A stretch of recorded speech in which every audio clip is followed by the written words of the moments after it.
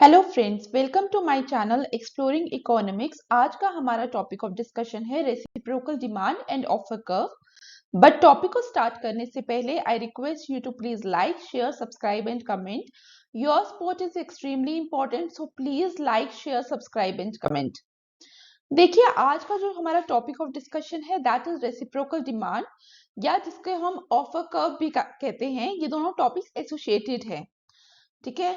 तो यहाँ पे ये जो आज का हमारा प्रेजेंट टॉपिक है ये किसके साथ रिलेट करेगा? It relates with the topic of terms of trade.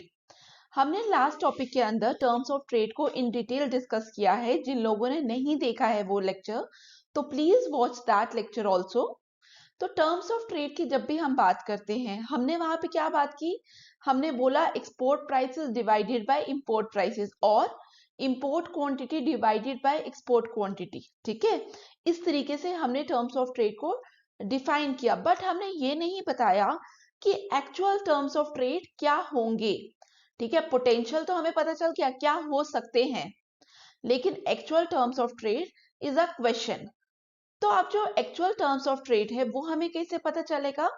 वो हमें जो एक्चुअल टर्म्स ऑफ ट्रेड है, जो टेक्निक हमें एक्चुअल टर्म्स ऑफ ट्रेड के बारे में बताती है, that technique is offer curve और लॉ ऑफ रेसिप्रोकल डिमांड।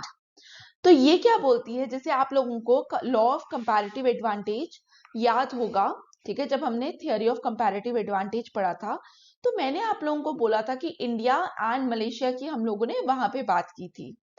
तो मैंने आपको पढ़ाते समय बोला था कि इंडिया और मलेशिया दो कंट्रीज हैं। India is producing as well as exporting what? Textile.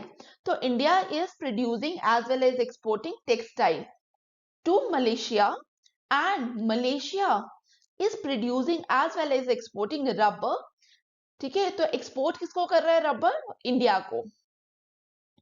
तो जब इंडिया मलेशिया को टेक्सटाइल दे रहा है और मलेशिया इंडिया को रबर दे रहा है, तो हम ये कह सकते हैं कि India is demanding rubber from Malaysia. तो मैं यहाँ पे इस चीज को लिख भी देती हूँ, India is demanding rubber from Malaysia. और इन रिटर्न अगर आप बताइए मुझे, सप्लाई क्या कर रहा है India? India is supplying what? India is supplying textile to Malaysia.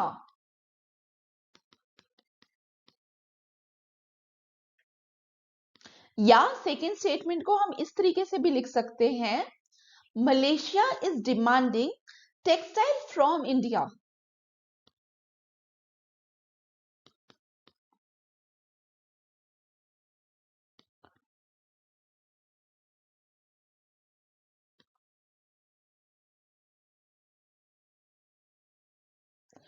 तो यहाँ पे जो हम प्रोडक्ट्स की डिमांड एंड सप्लाई की बात करेंगे, ओवरऑल जो आपका ऑफर कर्व टेक्निक है या लॉ ऑफ रेसिप्रोकल डिमांड है, वो इसी डिमांड और सप्लाई की ही बात करेगा। ऑफर कर्व के अंदर हम देखेंगे कि जहां पे इंडिया की डिमांड फॉर मलेशियाज प्रोडक्ट और मलेशिया की डिमांड फॉर इंडियाज प्रोडक्ट, ये दोनों कर्व इंटरसेक्ट करेगी, वहां पे हम बोलेंगे दिस इज द पॉइंट जहां पे हमारे actual terms of trade exist करते हैं, ठीक है। एक रफ आइडिया अभी तक मिल गया होगा आप लोगों को इसका। बट आगे बढ़ने से पहले कुछ इंपॉर्टेंट पॉइंट्स है, प्लीज उन पॉइंट्स को नोट डाउन करिए। Number first, the law of reciprocal demand was developed by J.S. Mill in the year 1848 in his book Principles of Political Economy. This is very important, चाहे आप objective exam दे रहे हैं चाहे कोई subjective दे रहे हैं। Objective में तो आपसे डायरेक्ट क्वेश्चन आ सकता है कि लॉ ऑफ रेसिप्रोकल डिमांड जो है वो किसने दिया है, लेकिन जब आप सब्जेक्टिव एग्जाम लिख रहे हैं तो अगर आपको क्वेश्चन आ गया what do you mean by law of reciprocal demand, तो आप लोग क्या करेंगे? कुछ जो ये फैक्ट्स होते हैं इनको अपने क्वेश्चंस के अंदर इनकॉर्पोरेट करिए, क्योंकि ये जो फैक्ट्स हैं ये आपके क्वेश्चन को डिस्टिंग्विश करते हैं from the rest of the aspirant paper. तो first thing is factual. Second, later offer curve technique was developed by Edgeworth and Marshall. फिर offer curve try to show how the exact terms of trade are determined by the interaction of demand and supply, जो मैंने अभी आपको थोड़ी देर पहले बताया। अब आपको अभी तक एक रफ आइडिया तो मिल गया मॉडल के बारे में। अब हम कुछ एग्जाम्पशंस पढ़ेंगे जिनके ऊपर ये मॉडल डिपेंड करता है। ठीक है, सबसे पहले जैसे मैंने पहले ही आपको बताया कि हम इंडिया और मलेशिया का अगर हम केस करें तो हम यहाँ पे भी बात करेंगे, we have two countries and two commodities. ठीक है, two country two commodity model है हमारे पास। कहने का मतलब क्या है, अगर मैं इंडिया और मलेशिया की बात करूं और मैं बोल रही हूं कि India is producing textile and Malaysia is producing rubber, तो हम यहाँ पे बात क्या कर रहे हैं कि दोनों ट्रेड कर रहे हैं। ऐसा नहीं है कि इंडिया बोल रहा है कि भाई मेरे को तो मलेशिया के साथ ट्रेड ही नहीं करना। ठीक है, तो हमारे मॉडल पे हम एज्यूम कर रहे हैं कि हमारे पास दो कंट्रीज हैं and both the countries are trading with each other. Number two, no transportation cost.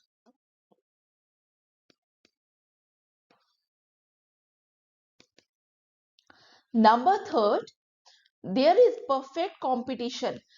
हम परफेक्ट कंपटीशन कहाँ पे बात कर रहे हैं, हम परफेक्ट कंपटीशन की बात कर रहे हैं इन द डोमेस्टिक मार्केट्स। उसके पीछे का रीजन क्या है कि मॉडल में ये एज्यूम कर रहे हैं कि परफेक्ट कंपटीशन होने की वजह से प्राइसेस जो है डोमेस्टिक मार्केट के अंदर वो इजिली डिटरमिन हो पाएंगे। नेक्स्ट एजम्पशन क्या है, there is constant cost function. आप लोग मुझे कमेंट बॉक्स में बताएंगे कि कांस्टेंट कॉस्ट फंक्शन इकोनॉमी में क्या होता है। ठीक है, माइक्रो इकोनॉमिक्स का कॉन्सेप्ट है तो प्लीज उस चीज को आप लोग बताएंगे। फिर नेक्स्ट एग्जाम्पशन क्या है हमारी कि there is no trade barrier और tariff in the economies.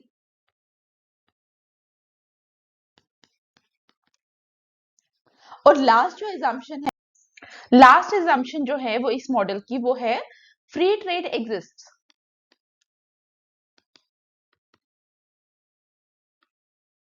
Between the countries, that is India and Malaysia के बीच में फ्री ट्रेड एग्जिस्ट करता है।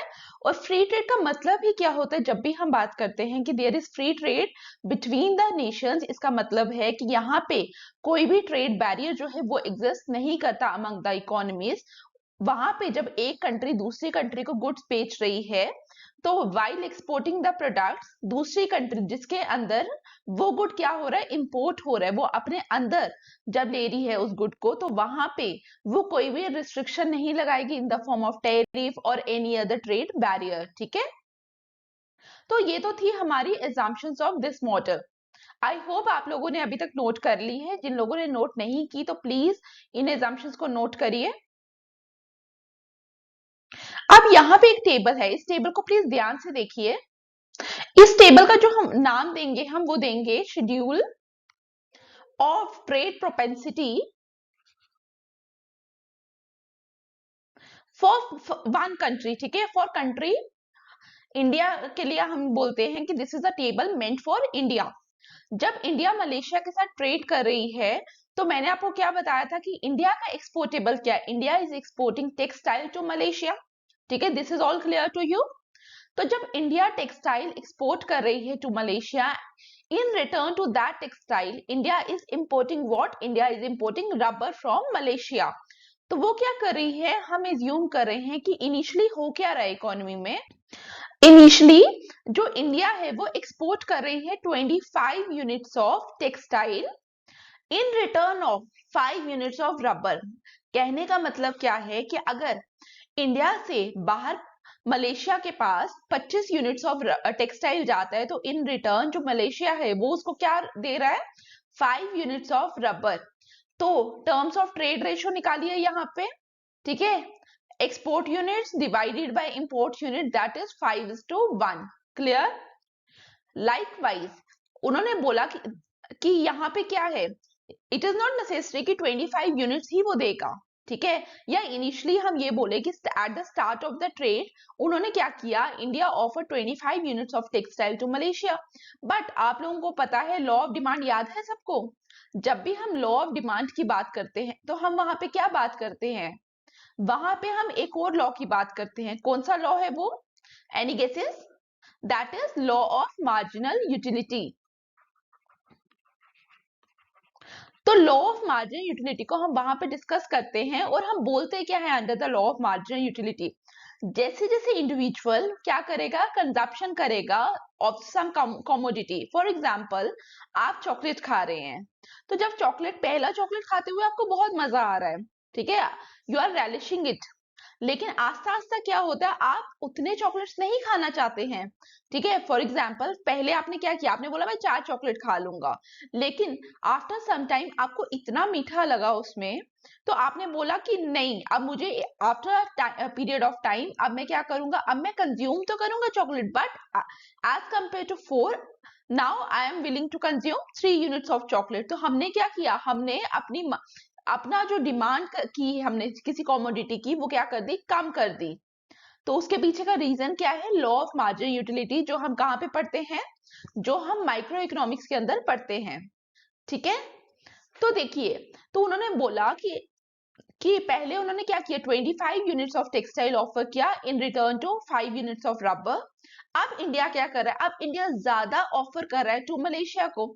इंडिया ने क्या किया, 40 यूनिट्स ऑफ टेक्सटाइल ऑफर किया to Malaysia in return to 10 units of rubber, ठीक है। 40 और 10 को नहीं देखिए आप किसको देखिए, आप रेशो को देखिए। पहले 5:1, मतलब 1 यूनिट ऑफ रबर के एक्सचेंज में इंडिया क्या कर रहा था, इंडिया 5 यूनिट्स ऑफ टेक्सटाइल देने के लिए रेडी था, but after some time India for 1 unit of rubber, आप इस कॉलम को देखिए प्लीज, ठीक है, लास्ट कॉलम को ऑब्जर्व करिए। अब यहाँ पे 4:1 का मतलब क्या है, 4:1 का मतलब है now for 1 unit of rubber India is now ready to export 4 units of textile, ठीक है। तो यहाँ पे 5 और 4 में देखिए, पहले क्या था, पहले वो ज्यादा देने को तैयार था, अब वो कम देने को तैयार है, ठीक है।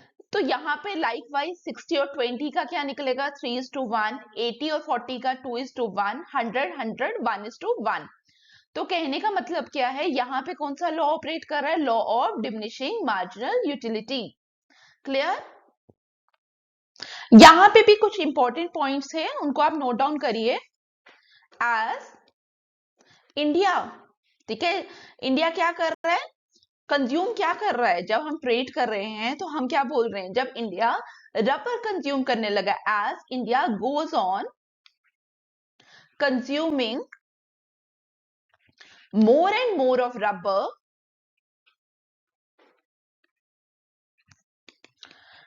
मैंने आपको क्या बोला, यहां पे कौन सा लॉ ऑपरेट करेगा, it's law of diminishing marginal utility. तो हम यही बोलेंगे, जैसे जैसे इंडिया ज्यादा से ज्यादा रबर कंज्यूम कर रहा है, उसकी मार्जिनल यूटिलिटी डिक्लाइन होने वाली है। तो लिखिए, it's marginal utility for that product क्या है, rubber, for rubber goes on diminishing।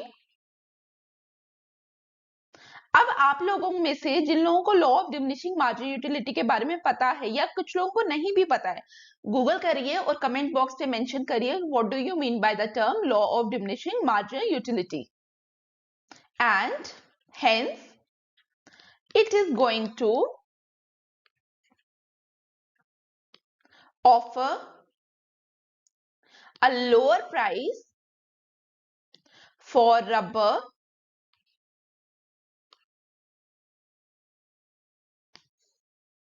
और ब्रैकेट में आप लिख सकते हैं law of diminishing marginal utility.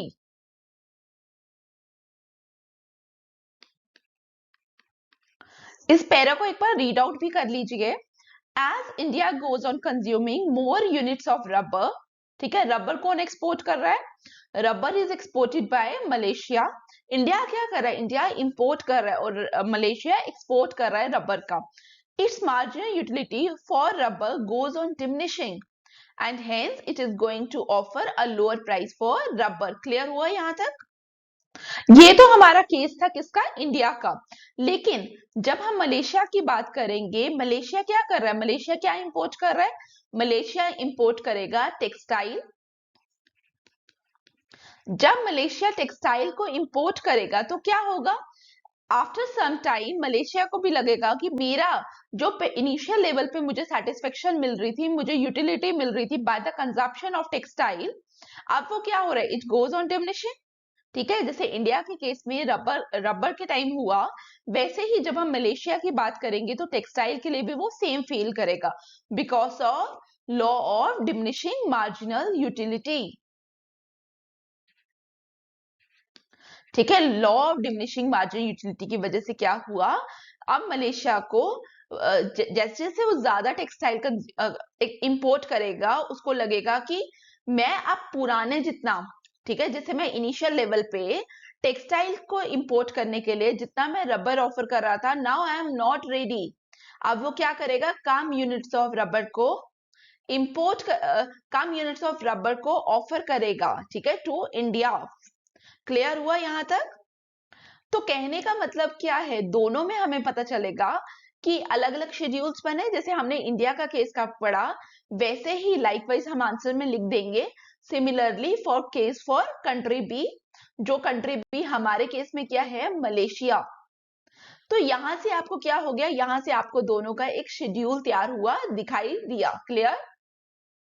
अब यहाँ पे डायग्राम को इंट्रोड्यूस करने से पहले मैं आपको दो डेफिनेशंस लिखवाऊंगी। Number first is the law of reciprocal demand. Reciprocal demand होता क्या है, और दूसरी डायग्राम है जो ऑफर कर्व की है, तो प्लीज उनको नोट करिए, प्लीज रीड इट।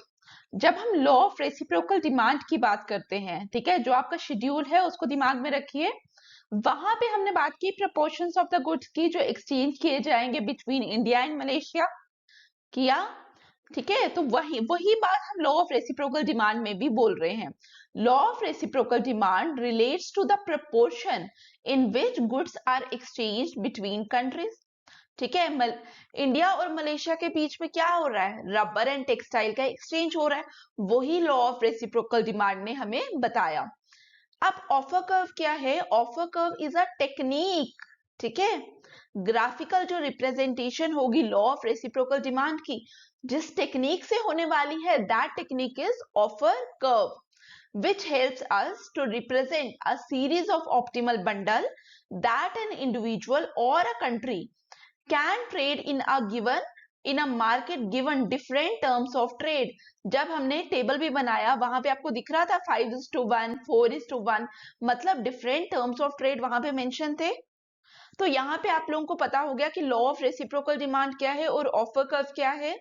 जब भी आपके दिमाग में ऑफर कर्व आएगा, तो ऑफर कर्व से आपको क्या आना चाहिए इमीडिएट दिमाग में, ऑफर कर्व की जब हम बात करेंगे, ऑफर कर्व का मतलब ही है वो टेक्निक जहां पे ग्राफिकल रिप्रेजेंटेशन की बात हो रही है। क्लियर? अब आप लोग मुझे बताएंगे कि लॉ ऑफ रेसिप्रोकल डिमांड के साथ कौन से इकोनॉमिस्ट का नाम आता है, उनके बुक का क्या नाम है। ठीक है, और ऑफर कर्व, जब हम ऑफर कर्व की बात करते हैं, कौन कौन से इकोनॉमिस्ट जो हैं ऑफर कर्व के साथ एसोसिएटेड हैं। क्लियर? अब अगर मैं ऑफर कर्व को ड्रॉ करूं, तो आप लोगों को क्लियरली समझ आ जाएगा कि ऑफर कर्व क्या है, एक ग्राफिकल रिप्रेजेंटेशन है। तो अब हम मूव कर सकते हैं टूवर्ड्स ऑफर कर्व।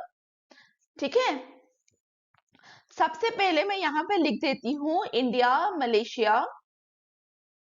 इंडिया का प्रोडक्ट क्या है, India is producing as well as exporting textile, and Malaysia is producing as well as exporting rubber. ठीक है, तो अगर अब मैं ये कहूं कि जो टेक्सटाइल है वो क्या है, वो इंडिया का एक्सपोर्ट है, एंड मलेशिया के केस में वो क्या बनने वाला है, मलेशिया के केस में वो बनेगा इंपोर्ट, और रबर जो है वो मलेशिया के केस में बनेगा एक्सपोर्ट, एंड इंडिया के केस में क्या बनने वाला है, क्या बनेगा, इंपोर्ट। क्लियर? तो यहां पे हम लिख देते हैं textile India's export and Malaysia import, और रबर में भी लिख दूं मैं, रबर क्या बनने वाला है, इंडिया इंपोर्ट, एंड मलेशिया के केस में क्या बन रहा है, इट इज एक्सपोर्ट। क्लियर? तो सबसे पहले मैं क्या करूंगी, सबसे पहले मैं इंडिया के लिए डायग्राम बनाऊंगी एक ऑफर कर्व की, देन मैं मलेशिया के लिए एक ऑफर कर्व की डायग्राम बनाऊंगी, और फिर मैं उसको कंबाइन करूंगी। ठीक है, तो लेट्स सी, पहले हम इंडिया के लिए बनाए।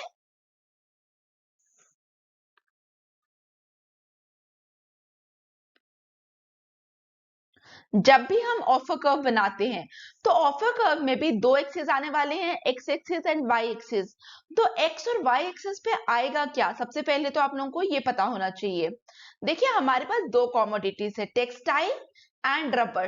तो पहली चीज तो आपका दिमाग में होनी चाहिए, क्या आने वाला है, टेक्सटाइल और रबड़ आएगा। बट अगर हम इंडिया की बात करें तो इंडिया के केस में क्या आएगा, इंडिया का एक्सपोर्टेबल और इंडिया का इंपोर्टेबल। तो इंडिया का एक्सपोर्टेबल कहां पे आता है, on the y axis we have exportable, और एक्स एक्सिस पे हमारे पास क्या आता है, इंपोर्टेबल। ठीक है, तो एक्सपोर्टेबल क्या है इंडिया का, टेक्सटाइल, और इंपोर्टेबल क्या है, रबर। तो जब हम इंडिया की ऑफर कर्व बनाएंगे तो इस तरीके से एक कर्व ड्रॉ होगी, जिसको हम क्या बोलने वाले हैं, this is India's offer curve. और ये हमें बता क्या रही है, ये हमें बता रही है अलग अलग चीजें। जैसे हमने बोला कि जब हम 25 यूनिट्स ऑफ टेक्सटाइल ऑफर कर रहे हैं टू मलेशिया, तो in return of that Malaysia is offering us 5 units of textile. ठीक है, लाइक वाइज 40 यूनिट्स ऑफ जब हम टेक्सटाइल ऑफर कर रहे हैं तो Malaysia is offering us 10 units of rubber.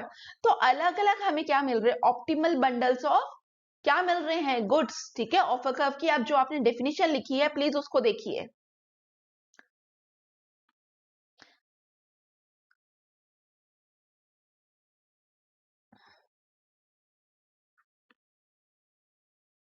अब आपको पता चल गया कि हमने इंडिया की ऑफर कर्व को किस तरीके से ड्रॉ किया। अब मैं मलेशिया की ऑफर कर्व ड्रॉ करूं।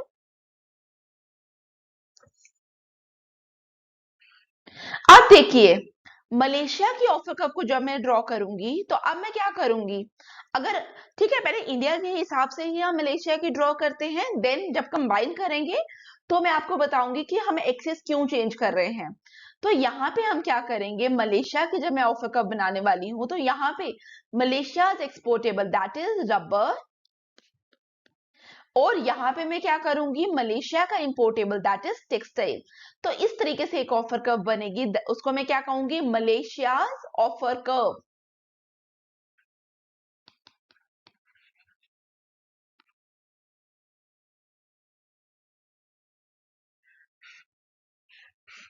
ठीक है, मैं यहाँ पे वापिस से आप लोगों के लिए वही डायग्राम्स बना रही हूँ, फिर हम उसको कंबाइन करेंगे। ठीक है, तो यहाँ पे क्या है इंडिया, यहाँ पे क्या आएगा कमेंट में बताइए, टेक्सटाइल, रबर, यहाँ पे क्या आएगा, rubber, textile. This is the case for Malaysia and this is the case for India. Clear. अब मैं कंबाइन करने वाली हूं, इस पॉइंट को प्लीज ध्यान से देखिए।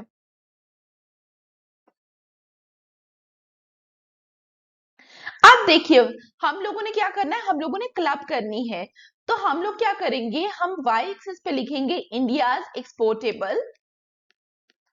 ठीक है, और यहां पे लिखने वाले हैं इंडियाज इंपोर्टेबल।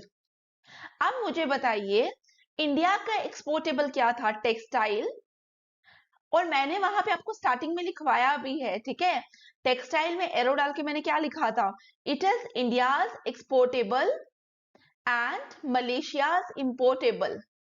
तो यहाँ पे आप लोग मुझे बताइए, यहाँ पे मैं लिख सकती हूँ और मलेशियाज इंपोर्टेबल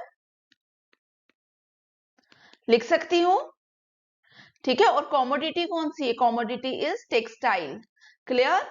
और इंडिया का इंपोर्टेबल मैंने आपको क्या बताया था, रबर। और इंडिया का इंपोर्टेबल होने के साथ साथ rubber is what, rubber is Malaysia's exportable और मलेशियाज एक्सपोर्टेबल। क्लियर। तो यहाँ पे मैं ब्रैकेट में लिख भी देती हूँ रबर। क्लियर हुआ। अगर आप यहाँ पे फर्स्ट डायग्राम देखो, textile rubber, textile and rubber, इस ऑफर कर्व को दैट इज इंडिया के बनाने के लिए तो मुझे कोई भी चेंज करने की जरूरत नहीं है। बट जब मुझे मलेशिया की डायग्राम को यहाँ पे ड्रॉ करना है तो आप यहाँ पे दोनों को ध्यान से देखिए। यहाँ का वाई एक्सिस, यहाँ का क्या बन रहा है, x axis rubber y axis पे, और यहाँ पे भी रबर एक्स एक्सिस पे। तो आपको नहीं लगता कि ये डायग्राम इस तरीके से बननी चाहिए। ठीक है, तो ये चीज ध्यान रखना कि यहाँ पे होगा क्या, ऑन द वाई एक्सिस जब हम टेक्सटाइल ले रहे हैं जिसका एक्सपोर्टेबल होगा, ठीक है, और किसका, जहां पे उसका इंपोर्टेबल होगा कंट्री के, उस तरफ हमने मुंह खोलना है उसका, ठीक है। मलेशिया का इंपोर्टेबल ढूंढिए, मलेशिया का इंपोर्टेबल इधर है, तभी रेड लाइन का मुंह कहाँ खुल रहा है, इंपोर्टेबल की तरफ, ठीक है। मैं आपके लिए वापिस से इस डायग्राम को ड्रॉ करूं। अब मैं एक्सपोर्टेबल और इंपोर्टेबल नहीं लिखने वाली, अब मैं क्या लिखूंगी, टेक्सटाइल एंड रबर, ठीक है। आई होप इस पॉइंट में आपको क्लियर है कि रबर किसका एक्सपोर्टेबल है, रबर इंपोर्टेबल किसका है, I hope so. White line shows offer curve for India and green line shows offer curve for Malaysia. यहां पे मैं लिख देती हूं मलेशिया की ऑफर कर्व है and this is for India. Clear. अब 1 मिनट का पॉज ले लीजिए, जितनी हमने डायग्राम्स बनाई हैं, ठीक है, अलग अलग, आप खुद से ड्रॉ करिए, वीडियो को पॉज करिए and then draw all the diagrams, ठीक है। एक्स एक्सिस वाई एक्सिस को प्लीज क्लियरली देखिए, क्या फर्क है वो भी ऑब्जर्व करिए, ठीक है। अब मैं आगे मूव करूं, यहां पे देखिए, मुझे बताइए कहां पे इंटरसेक्शन हो रही है, दिस इज द पॉइंट जहां पे इंटरसेक्शन हो रही है। मैं इस पॉइंट को 1 मार्क कर रही हूं, मैं बोलूंगी कि यहां पे एट पॉइंट 1 क्या हो रहा है, offer curve of India and offer curve of Malaysia both intersect each other. और हमने पहले ही बोला जहां पे ऑफर कर्व इंटरसेक्ट करेगी उस पॉइंट को हम क्या बोलेंगे, वो पॉइंट शो करेगा exact terms of trade.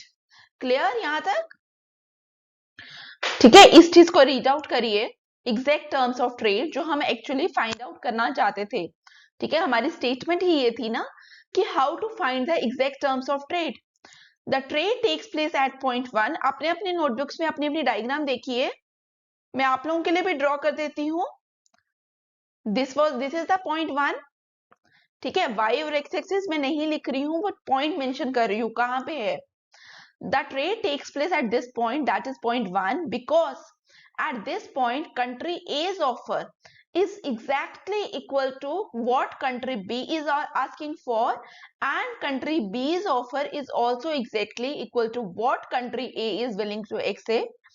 We say that at point 1 the reciprocal demands of the two countries are in exact balance and trade equilibrium is reached.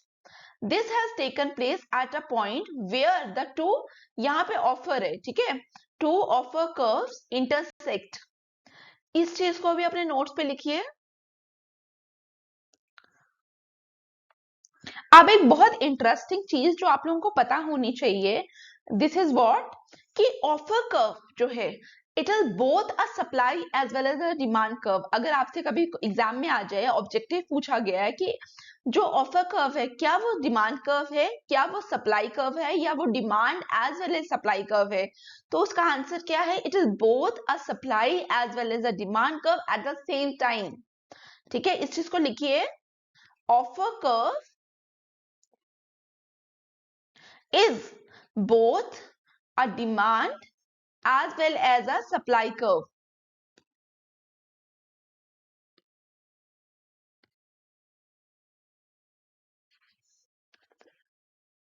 अब offer curve जो है वो डिमांड कर्व कब है और supply curve कब है, कोई मुझे बता सकता है, ठीक है। इंडिया की अगर मैं ऑफर कर्व ड्रॉ करूं, this is India's offer curve, यहां पे मैं लिख दूंगी कि इंडिया एक्सपोर्टेबल, यहां पे मैंने लिखा इंडियाज इंपोर्टेबल।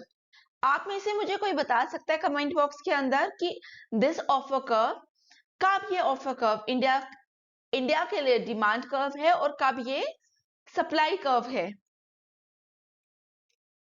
देखिए अगर आप डायग्राम को ध्यान से देखिए, India is what demanding, India क्या डिमांड कर रहा है, ठीक है। यहां पे मैं लिख देती हूँ textile and this is rubber. Import के लिए वो क्या कर रहा है, India is creating demand for the imports, ठीक है। मुझे मलेशिया से कोई प्रोडक्ट लेना है तो मलेशिया से मैं कब लूंगी वो प्रोडक्ट, जब मेरी इकोनॉमी में उस स्पेसिफिक प्रोडक्ट के लिए डिमांड क्रिएट होगी, जब मेरा सिटीजन यहाँ का बोलेगा, जब मेरा रेजिडेंट यहाँ बोलेगा कि I am looking for the rubber, ठीक है, जब मुझे रबर की जरूरत है तभी मैं यहाँ पे रबर का इंपोर्ट करूंगी, तो for rubber my offer curve is demand curve. ठीक है, तो कहने का मतलब है जब हम इंपोर्टेबल की बात करेंगे तो यहाँ पे ऑफर कर्व क्या बनने वाली है, offer curve is a demand curve. लेकिन जब हम एक्सपोर्टेबल की बात कर रहे हैं, मुझे यहाँ से प्रोडक्ट बाहर भेजना है, मैं क्या कर रही हूँ, मैं सप्लाई कर रही हूँ।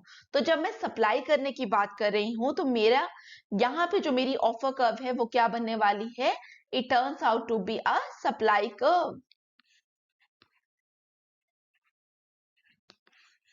क्लियर हुआ यहाँ तक?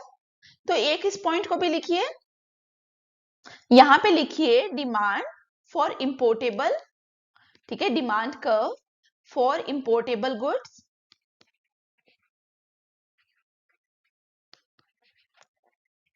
and supply curve for exportable goods।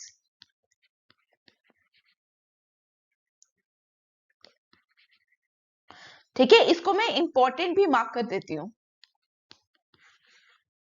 Clear हुआ यहां तक? Before moving forward, I again request you to please like, share, subscribe my channel। ठीक है, अब हम आगे बढ़ते हैं अपने टॉपिक की तरफ। अब आप लोग अपने अपने नोटबुक्स में फिर से ऑफर कर्व की डायग्राम को निकालिए। ठीक है, मैं यहाँ पे ड्रॉ कर देती हूँ आप लोगों के लिए। यहाँ पे क्या था, यहाँ पे इंडिया का एक्सपोर्टेबल था और मलेशिया का इंपोर्टेबल, या वो हम उसको सीधे लिख दें टेक्सटाइल। ठीक है, आप लोग अपने अपने नोटबुक में, आप लोगों को पता है कि इट इज इंडिया एक्सपोर्टेबल और मलेशिया इंपोर्टेबल, और यहाँ पे मैं लिख देती हूँ rubber. Rubber is what, rubber is India's importable and Malaysia's exportable. This is all clear? तो जब हमने ऑफर कर्व ड्रॉ की, मैंने आपको क्या बताया, मैंने आपको बोला दिस इज सम पॉइंट 1 जहां पे एक्चुअल ट्रेड एग्जिस्ट कर रहा है between the two countries, that is India and Malaysia.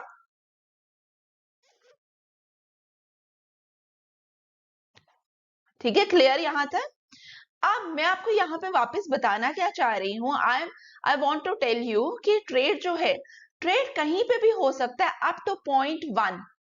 O1 line, अगर आप इस लाइन को ध्यान से देखिए, यहाँ पे कहीं पे भी ट्रेड एग्जिस्ट कर सकता है बिटवीन द टू कंट्रीज, चाहे दोनों कंट्रीज वन के लेवल से कम पे ट्रेड करें या 1 तक करें। It depends upon the will of the two countries.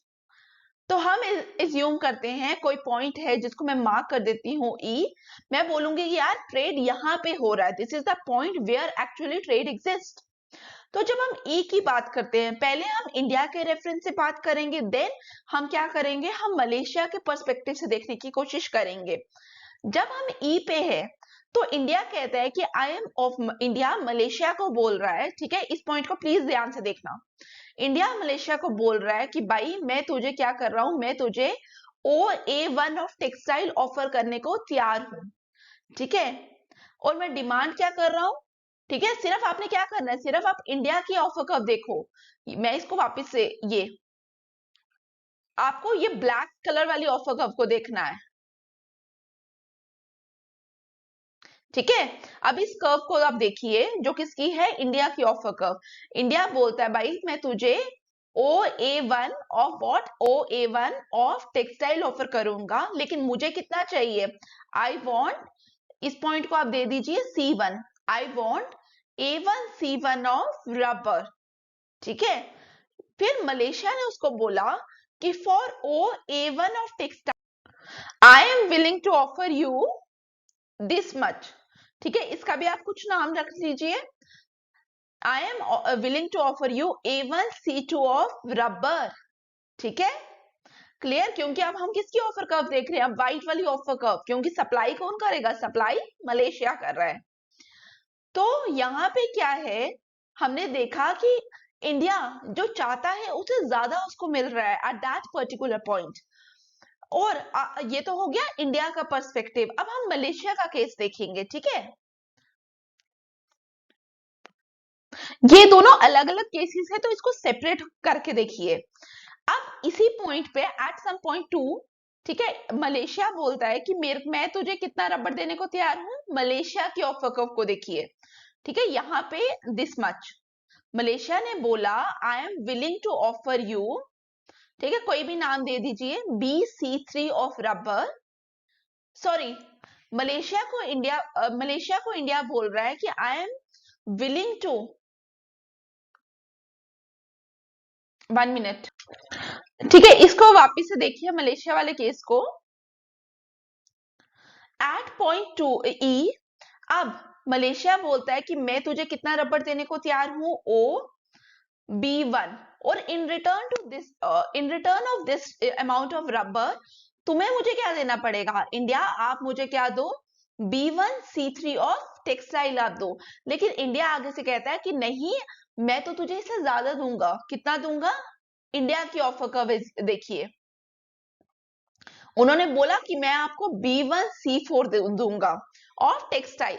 जब दोनों कंट्रीज ने देखा कि इस पॉइंट पे ज्यादा ट्रेड हो सकता है, ठीक है, as compare to the previous one, जहां पे हमें ज्यादा मिल सकता है in exchange of that particular commodity, तो क्यों हम इस चीज को छोड़ें, क्योंकि ज्यादा तो हर कोई चाहता है, ठीक है, आपको भी ज्यादा चाहिए कोई चीज, या मैं किसी से ट्रेड कर रही हूँ in exchange of some commodity, मैं चाहूंगी कि मुझे इन रिटर्न क्या मिले, मुझे वो चीज ज्यादा मिले, तो मैं क्या कहूंगी, मैं बोलूंगी कि यार हम क्या करते हैं, हम ज्यादा ट्रेड करते हैं, जब ज्यादा करेंगे वो कहीं ना कहीं किसको अप्रोच कर रहे हैं, 1 पॉइंट को अप्रोच कर रहे हैं, और जब हम 1 पे पहुंचेंगे हम बोलेंगे दिस इज द पॉइंट जहां पे एक्चुअली ट्रेड हो रहा है, and this is the right point. Clear हुआ यहां तक? देखिए, अभी तो आप लोगों को पता चल गया कि एग्जैक्ट टर्म्स ऑफ ट्रेड हम किस तरीके से फाइंड आउट करते हैं, कहाँ पे वो एग्जैक्टली लाई करेंगे। बट ऐसा भी तो हो सकता है, कभी आप लोग सोचते हैं कि क्या टर्म्स ऑफ ट्रेड जो है वो कांस्टेंट रहने वाले हैं, इसका मतलब हम ये बोल रहे हैं कि चेंजेस भी होती है टर्म्स ऑफ ट्रेड, ठीक है, दिस इज द क्वेश्चन, कि क्या टर्म्स ऑफ ट्रेड कांस्टेंट रहते हैं क्या या नहीं। तो अब देखिए, जब हमने टर्म्स ऑफ ट्रेड को फाइंड आउट किया कैसे, क्या टेक्निक यूज की, हमने टेक्निक यूज की ऑफर कर्व की। और अगर मैं एक कंट्री की ऑफर कर्व की बात करूं, for example I am talking about the offer curve of India, तो इंडिया की जो ऑफर कर्व है वो डिमांड कर्व भी है, demand curve for what, demand curve for another countries product, ठीक है, तो demand curve for Malaysia's product that is rubber, and supply curve for textile, am I right? तो मुझे बताइए, अगर जब मैं डिमांड कर्व की बात करूं, तो क्या यहाँ पे जैसे ही डिमांड कंडीशंस चेंज होगी, फॉर एग्जांपल डिमांड कंडीशंस किस पे डिपेंड करती है, डिमांड किस पे डिपेंड करती है, लॉ ऑफ डिमांड याद करिए, micro economics law of demand याद है, ठीक है, कमेंट बॉक्स में बताइए डिमांड किस पे डिपेंड करती है। It depends upon the income, it depends upon the taste and the preference, it depends upon the advertisement, it depends upon other products, that is complements, complementary and substitute goods, ठीक है, law of demand.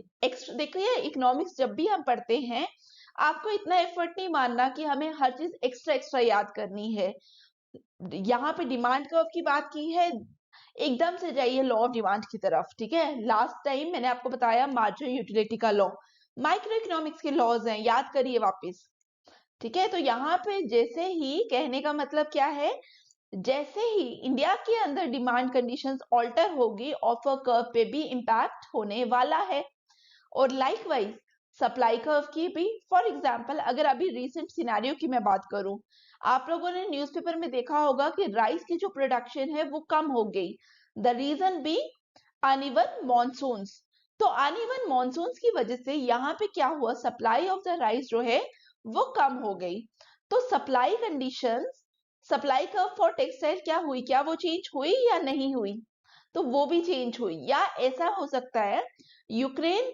Russia crisis की वजह से काफी products की demand नहीं create हो रही इन दोज इकोनॉमीज, तो उस समय उनकी वजह से भी यहाँ पे प्रॉब्लम्स क्रिएट हुई, तो हमारी सप्लाई कर्व ऑल्टर होगी, तो इन सिचुएशन में क्या होने वाला है, ऑफर कर्व चेंज होगी, ऑफर कर्व का चेंज होने का मतलब क्या है, ऑफर कर्व शिफ्ट होगी, ठीक है, जब डिमांड, फॉर एग्जांपल अगर मैं ये इंडिया की ऑफर कर्व की बात करूं,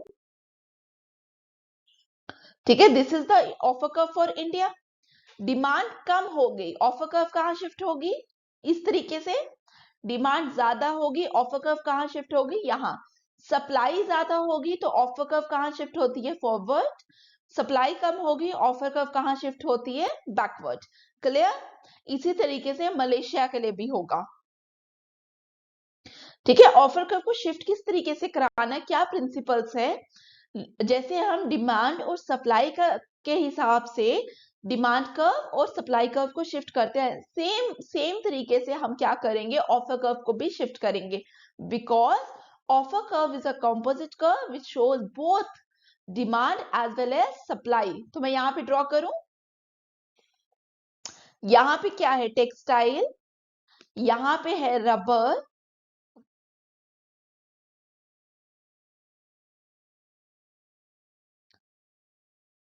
ये इनिशियल लेवल की कर्व्स है, OA and OB। OA depicts offer curve for India and OB depicts offer curve for Malaysia. तो हमने बोला इस टाइम पे दिस पॉइंट वन क्या बता रहा है, point one shows your actual terms of trade in the economy. अब देखिए, या तो इंडिया की ऑफर कर्व शिफ्ट होगी या मलेशिया की। हम एज्यूम कर रहे हैं कि हमारी जो मलेशिया की ऑफर कर्व है वो समहाउ शिफ्ट कर गई। जब हमारी मलेशिया की ऑफर कर्व इस तरीके से शिफ्ट की, हमने बोला दिस इज OB1, ये न्यू ऑफर कर्व है किसकी, मलेशिया की। ठीक है, और अब क्या होगा, अब टर्म्स ऑफ ट्रेड लाइन कहां पे आ जाएगी, यहाँ पे draw it. This 2 point shows now the क्या है, exact terms of trade in the economies between India and Malaysia. जो अब टर्म्स ऑफ ट्रेड एग्जिस्ट करेंगे वो कौन सा पॉइंट शो करेगा, 2 रादर देन 1। क्लियर। अब यहाँ पे पॉइंट 2 पे देखिए, पॉइंट 2 पे पहले पॉइंट 1 को देखिए। पॉइंट 1 की जब हम बात करते हैं, हम बोल रहे हैं कि पॉइंट 1 पे इंडिया को कितना रबड़ मिल रहा है, ठीक है, OB ऑफर कर्व देखिए, इतना, दिस मच ऑफ रबड़। लेकिन जब हम पॉइंट 2 की बात कर रहे हैं, अब यहाँ पे क्या हो रहा है, उसको बहुत कम अमाउंट ऑफ रबड़ मिल रहा है। ठीक है, जबकि टेक्सटाइल के अमाउंट पे कोई ज्यादा वेरिएशन नहीं आई। इंडिया अभी भी टेक्सटाइल ज्यादा एक्सपोर्ट कर रहा है as compare to the import of rubber. तो हम यहाँ पे क्या बोल रहे हैं कि इंडिया के लिए ये टर्म्स ऑफ ट्रेड जो 2 पॉइंट पे आ रहे हैं, दैट आर नॉट फेवरेबल।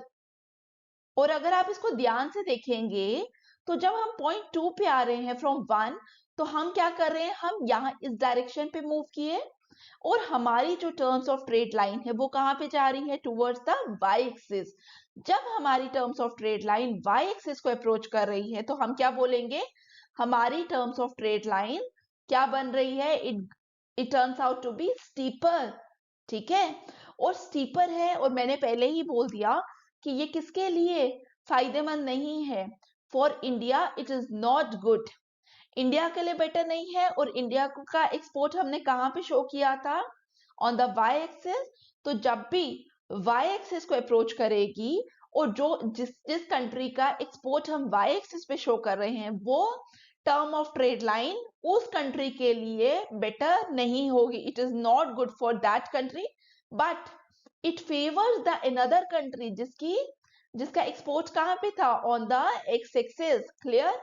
तो इसके लिए एक लाइन लिखिए, so note down, such a shift causes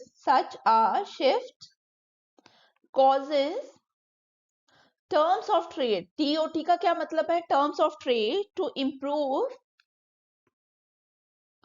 for Malaysia। जो कंट्री हमने कहां पे शो की, कंट्री ऑन एक्स एक्सिस। मैं यहाँ पे क्यों लिख रही हूँ कंट्री ऑन एक्स एक्सिस, क्योंकि आप क्या करेंगे, अब आप जब भी terms of trade offer curve को ड्रॉ करेंगे, अब आप देखेंगे एक्स एक्सिस पे हम किसका इंपोर्ट ले रहे हैं, वाई एक्सिस पे किसका ले रहे हैं। ठीक है, किसका एक्सपोर्ट कहाँ पे आ रहा है, आप उस तरीके से अब एनालाइज करेंगे, रादर देन कि इमाम ने इंडिया एंड मलेशिया लिया था। क्योंकि आप लोगों के लिए मैंने यहाँ पे इंडिया एंड मलेशिया को कवर किया, बट जब आप एग्जाम में ड्रॉ कर रहे हैं, आपको नहीं याद है कि मैंने इंडिया कहाँ लिया, मलेशिया कहाँ लिया, या अगर समहाउ किसी को इंडिया एंड यूएस की एग्जांपल लेनी है, चाइना एंड रशिया की एग्जांपल लेनी है, तो आप लोग नहीं बता सकते ना कि कौन से एक्सिस पे क्या लेना है। ठीक है, तो एक कंट्री को आपने एक्स में लेना है, एक को वाई में लेना है, एक का एक्सपोर्ट आप वाई एक्सिस पे लिखे होगे, और ए का एक्सपोर्ट आप लिखोगे एक्स एक्सिस पे। क्लियर? तो country on x axis and version for India, और इंडिया के लिए ब्रैकेट में लिखिए country on Y axis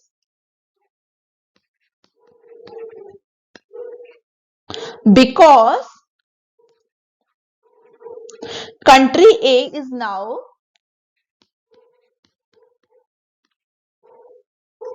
able to import, ये लाइन इंपॉर्टेंट है तो please, a smaller quantity of rubber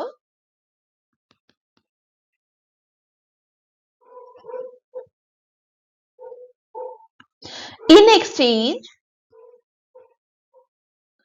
for a given quantity of textile exports। लिखा यहां तक? तो यहां पे हमने यही बोला कि हमारे घर से ज्यादा चीज निकल गई, इंडिया से ज्यादा टेक्सटाइल बाहर जा रहा है, बट इंडिया पे, अपने घर पे तो कुछ ज्यादा नहीं आ रहा है, इंडिया पे जो पहले आ रहा था उससे कम आ रहा है। ठीक है, यहां तक लिखा। In other words,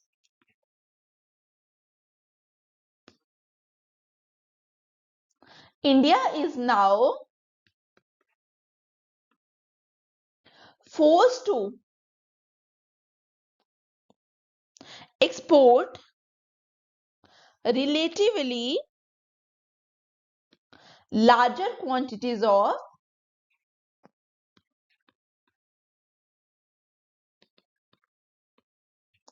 its own product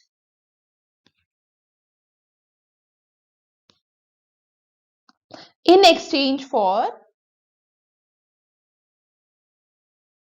relatively smaller quantities of Malaysia's product, that is rubber।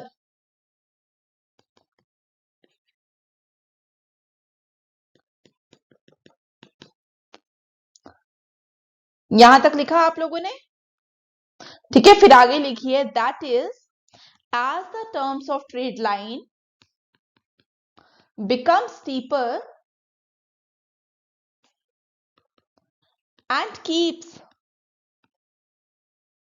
moving closer to the y-axis, y-axis पे हमने क्या लिया है? where we measure India's exports, textile लिया है वहां पे,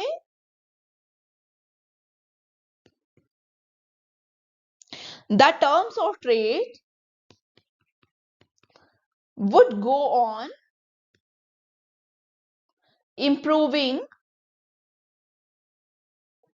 for मलेशिया, जो कहां पे है? एक्स एक्सिस पे, that is country on x axis and worsening for country for India. लिखा? ये मैं आप लोगों को अपने नोट से लिखवा रही हूं, तो प्लीज नोट डाउन। ठीक है, क्योंकि इंटरनेशनल इकोनॉमिक्स की जब आप स्टैंडर्ड बुक खोलते हैं तो वहां पे इतनी लेंथी है चीजें, नोट्स बनाना बहुत मुश्किल होता है, तो प्लीज बने बनाए मिल रहे हैं तो लिखिए। तो हम यहाँ पे बात किसकी, तो हम यहाँ पे क्या बात कर रहे हैं? We are talking about steepness of the terms of trade line. हमने बोला कि जैसे ही हमारी terms of trade line y axis की तरफ जाएगी तो किसके लिए बेटर है? It is better for that country जिसका एक्सपोर्ट कहां पे है? जिसका एक्सपोर्ट है एक्स एक्सिस पे। कंट्री की बात नहीं कर रहे, हम एक्सपोर्ट की बात कर रहे हैं। और वर्सन किसके लिए हो रही है सिचुएशन? जिसका एक्सपोर्ट कहां पे है? वाई एक्सिस पे। क्लियर? अब एक स्पेशल केस है, वो भी डिस्कस कर लेते हैं। यहां पे ऐसा समहाउ ऐसा भी तो हो सकता है ना कि दोनों में से एक कंट्री ऐसी है जिसकी ऑफर कर्व कैसी है, it is a straight line. और स्ट्रेट लाइन कहने का मतलब क्या है, it coincides with the terms of trade line. ठीक है, तो O B is the offer curve for some country B and O ए।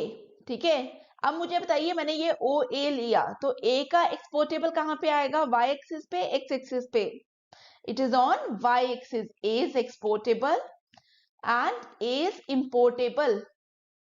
जब मैं यहाँ पे ए इज एक्सपोर्टेबल लिख रही हूँ, इट इज ऑब्वियस कि ए का एक्सपोर्टेबल मीन्स बी का इंपोर्टेबल, और ए का इंपोर्टेबल मीन्स बी का एक्सपोर्टेबल। क्लियर? तो यहाँ पे देखिए, दिस इज ओ ए। ठीक है, अब समहाउ क्या हुआ, यहाँ पे पहले तो टर्म्स ऑफ ट्रेड लाइन ये थी ओबी। तो जब भी याद रखिए कि जब इस तरीके की सिचुएशन है, तब यहाँ पे क्या होगा, यहाँ पे वॉल्यूम ऑफ ट्रेड को हम कंसीडर करेंगे। मेरा इस चीज से मतलब क्या है कि देखिए, जब मैंने पहले ही आपको बताया कि demand and supply conditions are not static, they are dynamic, मतलब चेंज कर रही है टाइम टू टाइम। मैंने आपको पीछे वाली डायग्राम में समझा दी ये चीज।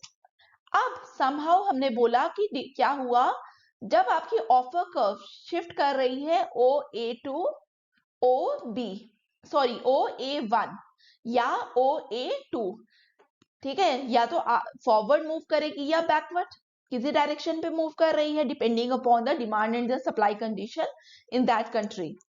तो उस समय हो क्या रहा है, उस समय वॉल्यूम ऑफ द ट्रेड पे फर्क आएगा, टर्म्स ऑफ द ट्रेड पे इंपैक्ट नहीं आएगा। पहली बात क्लियर। दूसरी चीज जो आपको याद रखनी है वो क्या है कि जब भी इस तरीके की सिचुएशन है, याद रखना country B is a big country. इसका मतलब क्या हुआ, कंट्री बी जो है वो कंट्री ए की प्रोडक्ट के लिए भी इनफाइनाइट डिमांड क्रिएट कर रही है, प्लस कंट्री ए को जो प्रोडक्ट चाहिए जो वो एक्सपोर्ट कर रही है, जो कंट्री बी कंट्री ए को प्रोडक्ट एक्सपोर्ट कर रही है, वो भी उसकी सप्लाई भी इनफाइनाइट है। क्लियर? तो यहाँ पे भी एक चीज लिखिए कि वॉल्यूम ऑफ द ट्रेड को इंपैक्ट आ रहा है, और दूसरा मैंने आपको क्या बोला कि country B is a big country. तो नोट डाउन द डिमांड और सप्लाई कंडीशन। क्यों हम डिमांड एंड सप्लाई कंडीशंस लिख रहे हैं बार बार, क्योंकि offer curve is a composite curve, it shows both demand and supply condition.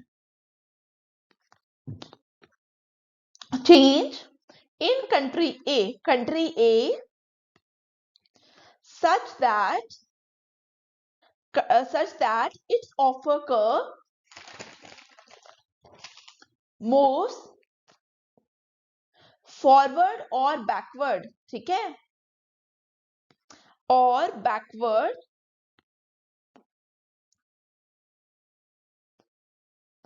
has no effect on terms of trade. It affects only the size, the volume of international trade.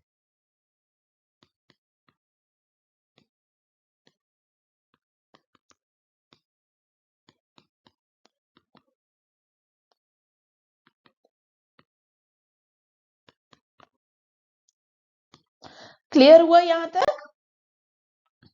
दूसरा point मैंने आपको क्या बोला, लिखिए country बीज offer curve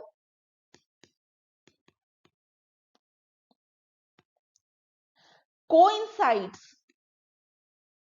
किसके साथ coincide कर रही है, with terms of trade line, suggesting that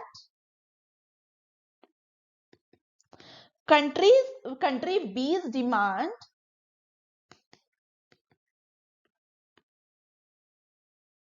for country A's product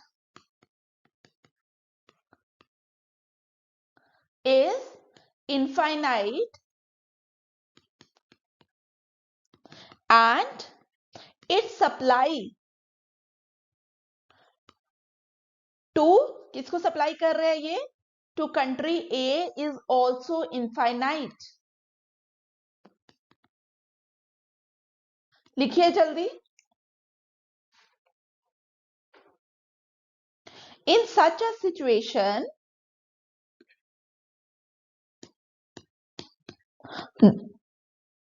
Country A has no impact on international terms of trade. It is possible that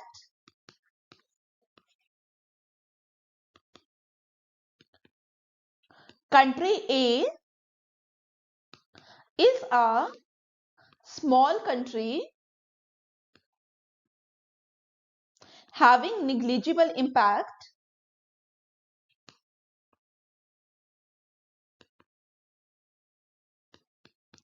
on the demand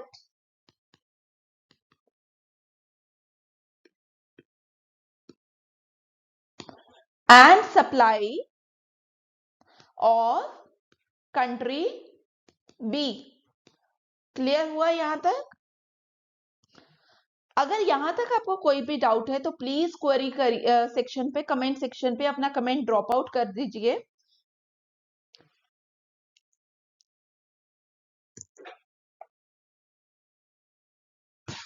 यहां तक सबने लिखा? अब हम बात करेंगे लिमिटेशंस। देखिए यहां पे हम इंपोर्ट एंड एक्सपोर्ट की बात कर रहे हैं। हमने यहाँ पे बोला कि इंडिया जो है, India is exporting textile and Malaysia is importing rubber. लेकिन थ्योरी में कहीं पे भी नहीं बोला कि how comparative advantage and comparative disadvantage can be determine. तो हम ये बोल सकते हैं कि ये कंपैरेटिव एडवांटेज और कंपैरेटिव डिसएडवांटेज को कैसे हमने फाइंड आउट करना है, उसके ऊपर ये थ्योरी कंप्लीटली साइलेंट है। नंबर 2, अगर आपको एग्जाम्पशंस याद होगी तो वहां पे हमने एक एग्जाम्पशन ली थी कांस्टेंट कॉस्ट कंडीशंस की। तो आप लोगों को सब जानते हैं कि practically constant cost condition is not feasible. Real world के अंदर आपको कांस्टेंट कॉस्ट कंडीशन की जो प्रैक्टिकलिटी है वो तो मिलेगी ही नहीं। तो हम कहेंगे कि इन दो, ये जो दो चीजें हैं, these are the limitations of this model. तो पहला लिखिए, it did not shed any light on how to find comparative advantage and disadvantage।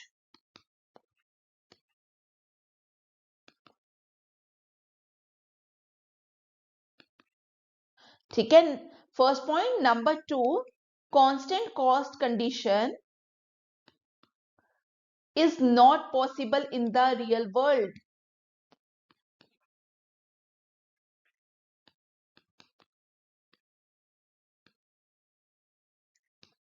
लिख लिया?